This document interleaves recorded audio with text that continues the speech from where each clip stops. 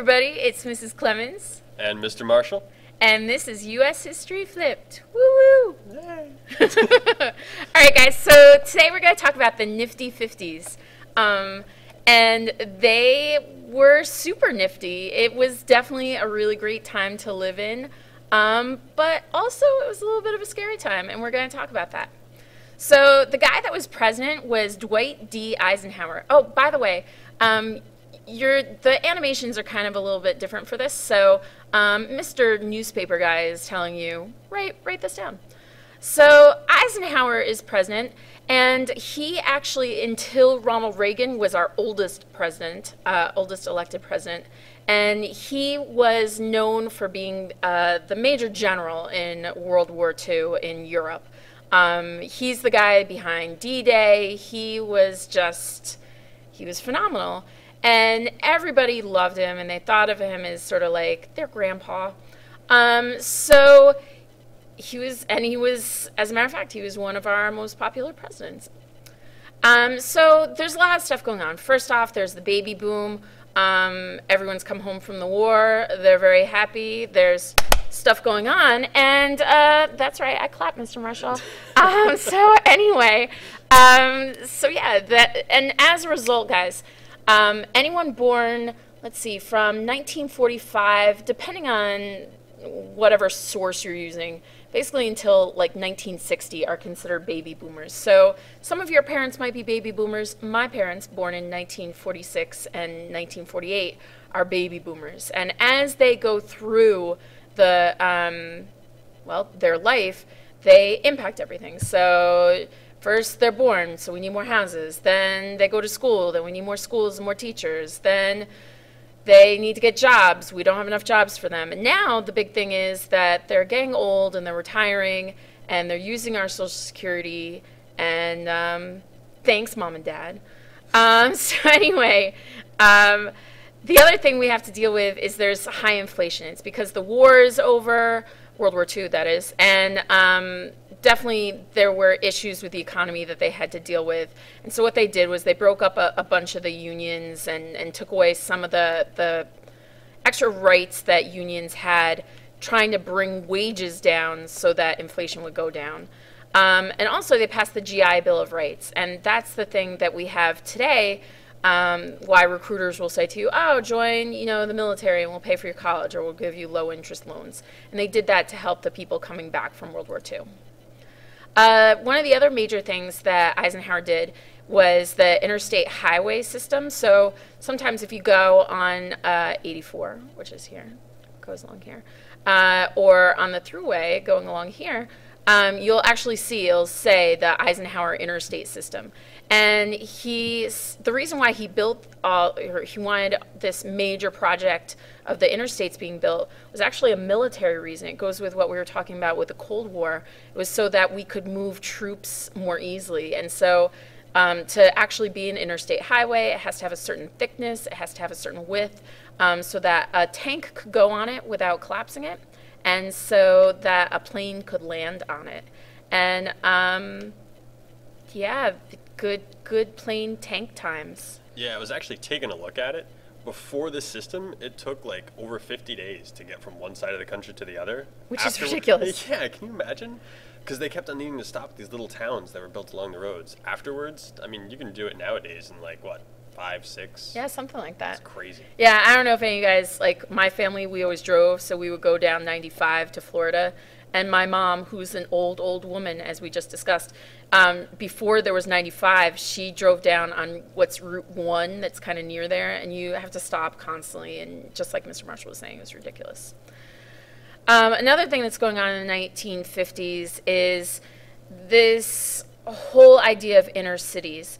So this little chart, infographic. Yeah. Circle-y-do.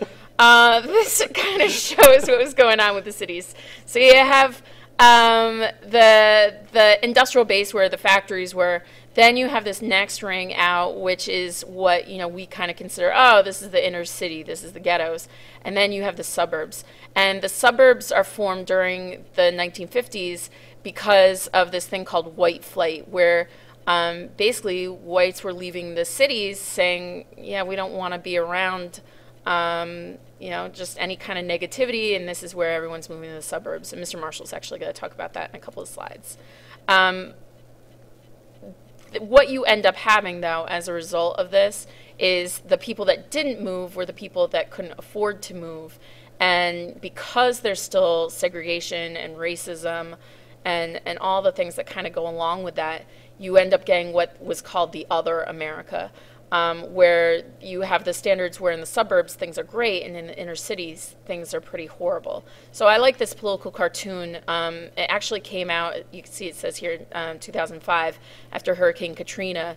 And it's like, oh, step one, gather up, emergency rations of food, water, and clothing. And step two, move to a rich white neighborhood. And what it's kind of talking about is, how even today, many people feel that, more preference and better treatment is given to people based on race.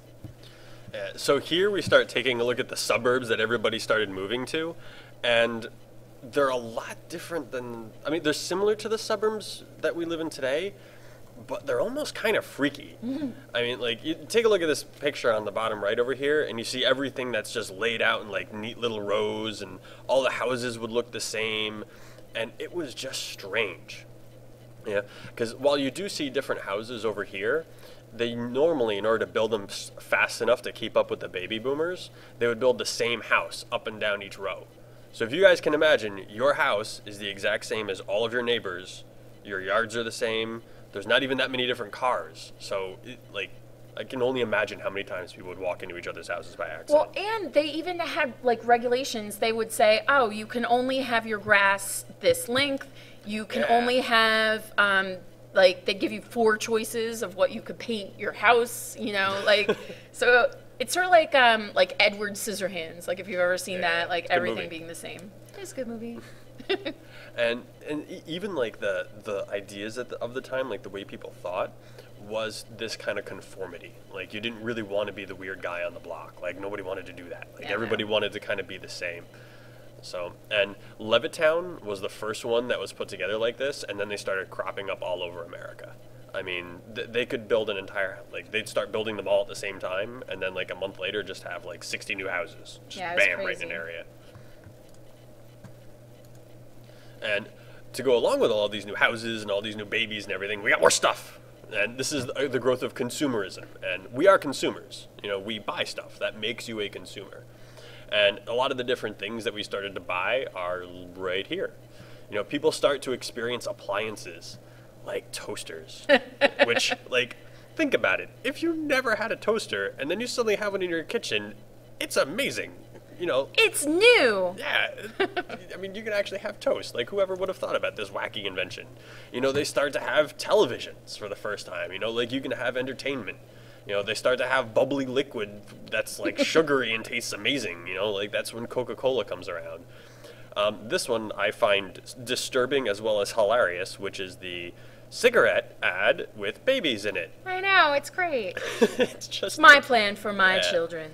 So, you just start to see a huge explosion in advertising. Those of you guys that have ever seen the show Mad Men, there's just tons and tons, advertising just explodes in this time period. Oh, I love Mad Men. Yeah. It's kind of a messed up show. It is kind of a messed up show. One. Yeah, there's certain parts in the 50s and the 60s that we spent more money on advertising than we did on education. It was crazy. Good job. Right here you have the race in the 1950s. So you got Truman and Eisenhower. Now, Truman, he tried to pass some anti-lynching legislation, but it didn't actually go through, which is so sad. So sad. No, we can't hang people, and Congress is no, that's fine. It's just messed up. All right, but desegregating the military did happen. So the black units and the white units then became together, fighting integrated into the same military units. And then on the right here, we got Eisenhower, and you have Brown versus Board of Education. This was huge. Ginormous. Not only for the Regents, because the Regents loves this, but also just for our, our country in general. Hello, look around our school. Yeah, right? Beacon is the poster child. Yeah, this is why we have diversity in the classroom. You know, the whole separate is inherently unequal. You know, we need to have everybody in the same classroom. And we're going to get into more detail on this later on, you know, and how it impacts the kids in Little Rock, Arkansas, you know, where they need guards protecting them. But you'll see more about that later. Yeah, we're just tantalizing you now. Yes, this is like the teaser for later. You know, like right here, you have the High Court bans segregation in public schools. This is the Brown versus Board of Ed. You know, they finally started letting black kids come into the schools, and you start getting this. Like, this lady right here is the one that freaks me out the most. And she's just screaming her head off. I wonder if, like, a fly or something might fly into her face. Suddenly she starts, like, choking or something. You know?